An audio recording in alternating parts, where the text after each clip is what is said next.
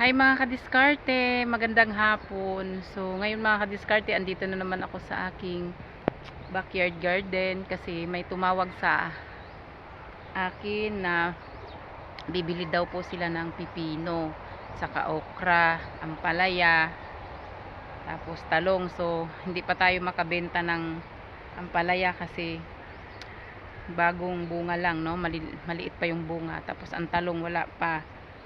So ang talong ay kauumpisa lang tumubo. So bali ang maibebenta ko lang talaga yung okra, pwede na ang okra din nakailang harvest na kami diyan. So sa katunayan kaninang umaga yung pa yung ulam namin ay kanina tanghali. So tapos ngayon ang pipino mag-harvest tayo. So yun mga kadiskarte, napakalaking tulong ng social media, no? Kasi kukontakin lang tayo sa Messenger, tatawag na sila sa atin.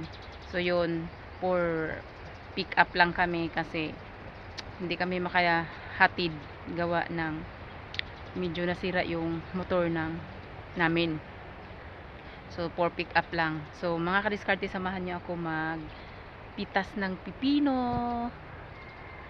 Tapos yun, no, tumawag na rin sila kung may binibenta daw ba ako na mga biik na kasi gagawin daw nilang inahin, bibili daw sila tapos litsonin. So sabi ko, hindi ako nagbebenta ng mga sa ngayon wala pa akong binibenta kasi nga sa May pa manganganak yung ating inahin. So tinuro ko sila doon sa pamangkin ko, kan Joy.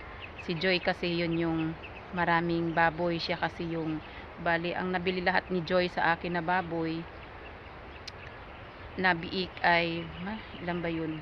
Nung una 5 yung una, tapos yung pangalawa yung anak ni Mama Pig number 2 7.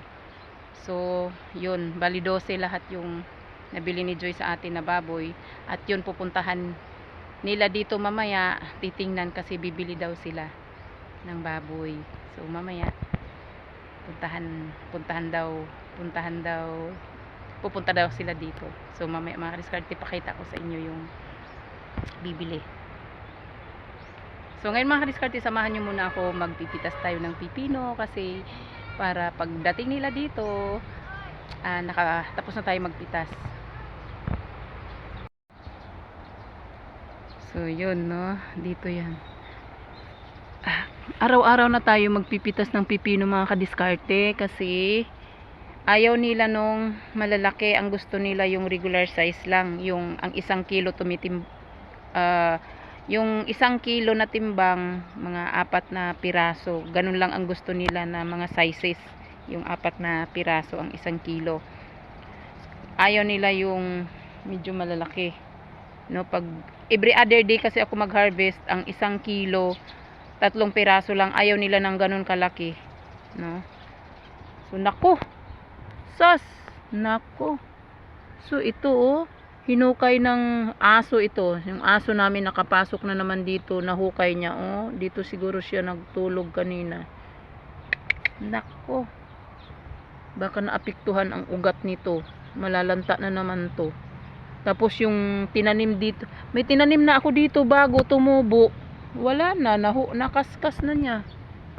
Wala na, namatay na. Malaki na yon dito, kasing laki nito, yan, na pipino. Ay naku, talaga yung mga aso talaga dito naglalaro. So ganito na yung kalaki. Yung dito, ayan, na ano niya, na matay. Kasi naghukay yung aso namin dito. So itong mga ugat dito, iwan ko, maapektuhan siguro to. Nanay, naku talaga naman. Yay, naku. Nung nakaraan din mga kadiskarte, naghukay din dito yung aso namin. Dito siya naghukay banda, Ayan, yung dito naghukay siya dito. Yan, naputol yung ugat, namatay dito. Kaya ngayon tinaniman ko ulit ng ayan, buti na lang tumubo na. Tinaniman ko ulit ng pipino dito. Yan, tumubo na, no. Pinalitan ko, tumubo na siya. Yung dito wala na akong seeds na pipino, wala na tayong maitatanim diyan. Talaga naman tong mga aso. Ay nako, makakapasok kasi yung aso dito sa net. Marunong sila mag ano. Itataas lang nila yung net. So yun mga kadiskarte, magpipitas tayo. Yan. So, samahan niyo ako mga kadiskarte, magpipitas tayo ng pipino.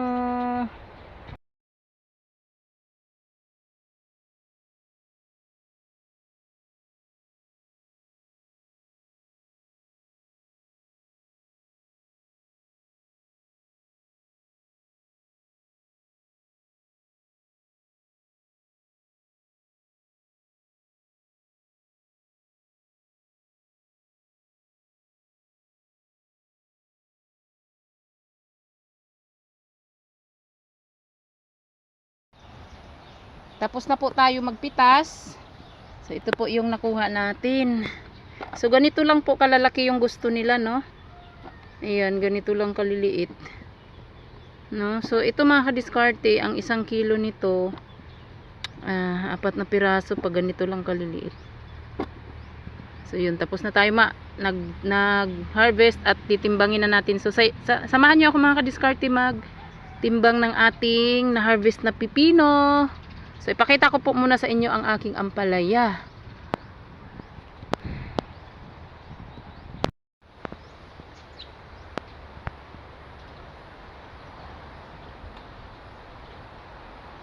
So yung aking ampalaya mga kadiskarte ay marami na rin siyang bunga.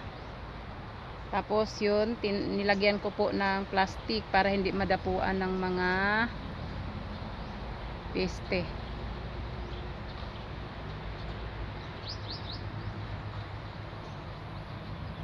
So yung mga kadiskarte, no? Ito po yung na-harvest ko ngayong hapon. So ito po yung okra. Kunti lang yung na-harvest nating okra kasi kaninang tanghali po, ito din yung ulam namin. No, nilagang okra, sinawsaw lang po namin sa bagoong isda. Sawsawan po, bagoong isda. So ito po yung pipino. So ayan o, fresh na fresh po. Tumutulo pa yung katas. Yung katas niya oh. Wow. So, malalaman po talaga pag bagong harvest kasi tingnan nyo po yung sapuitan niya. So ito yung bulaklak niya oh. So yan hindi pa natanggal. Yan po yung natandaan na kaha-harvest lang po kasi hindi pa to natanggal. So yung mga kadiskarte, timbangin ko maya-maya kung ilang kilo yung ating na-harvest na pipino. So ito mga kadiskarte, i-vlog ko din po ito yung kung ilang kilo lahat yung aking na benta simula nung nag-harvest ako. So kung ilang kilo lahat, no, kung ilan yung kinita natin. So itong okra, hindi ko na to sinama sa listahan ko yung ano lang. Ito po yung na-harvest ko ngayong hapon, 4 na kilo't kalahati lang. So, ito po, 1 kilo. So, yan isa. Tapos, ito ay kalahati. Ito isa din. 1 kilo. 1 kilo. So, 1, 2, 3, 4. Ito kalahati. So, 4 na kilo't kalahati lang po yung na-harvest natin ngayong hapon.